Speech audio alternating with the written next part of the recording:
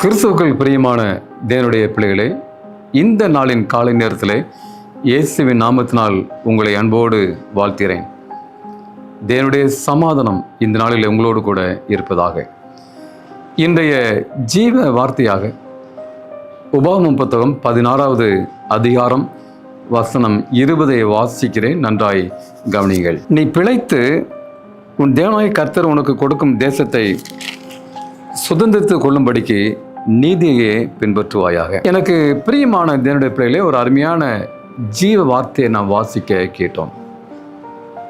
நீ பிழைக்க வேண்டுமென்றால், இந்த உலகத்திலே நீ வாழ வேண்டுமென்றால் நீதியை பின்பற்று என்று வேதம் சொல்கிறது. நான் எப்படியாவது இந்த உலகத்தில் பிழைத்துக் கொள்வேன், என்னால் பிழைக்க முடியும், என்னால் வாழ முடியும், என் பிள்ளைகள் பிழைத்துக் கொள்வதற்காக நான் நிறைய சொத்து சம்பாதித்து விட்டேன், என் பிள்ளைகளுக்கு கவலையே இல்லை என்று நினைக்கின்றீர்களா பிரியமானவர்களே?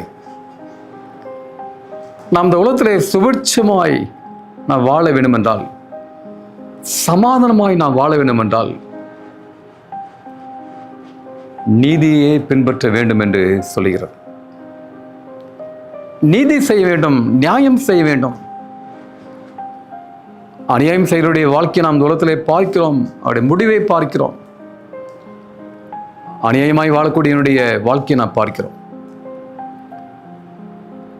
பணம் இருக்கலாம், சுகம் இருக்கலாம், ஆனால் ஒரு நாள் சிந்தித்து பாருங்கள் பிரியமானவர்களே, நீ பிழைக்க வேண்டும் என்றால் நீதியை பின்பற்று. நாம் யாரை பின்பற்றுகிறோம் பிரியமானவர்களே? நீங்கள் யாரை பின்பற்றினீர்கள்? அநேக வாலிபர்கள், வாலிப பெண்கள் நடிகைகளை பின்பற்றினார்கள், நடிகர்களை பின்பற்றினார்கள். அவருடைய ஸ்டைல், அவருடைய வாழ்க்கை முறை, நடை, உடை, பிரியமானவர்களே,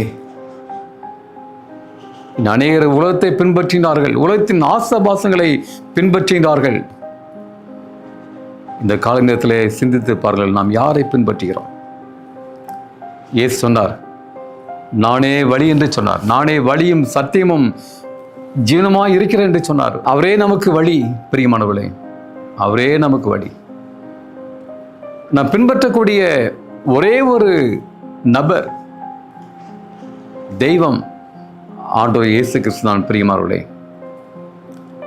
அவர் அறிந்திருக்கிறார் என்று சொல்கிறவன் அவர் நடந்தபடியே தானும் நடக்க வேண்டும் என்று வேதம் சொல்கிறது.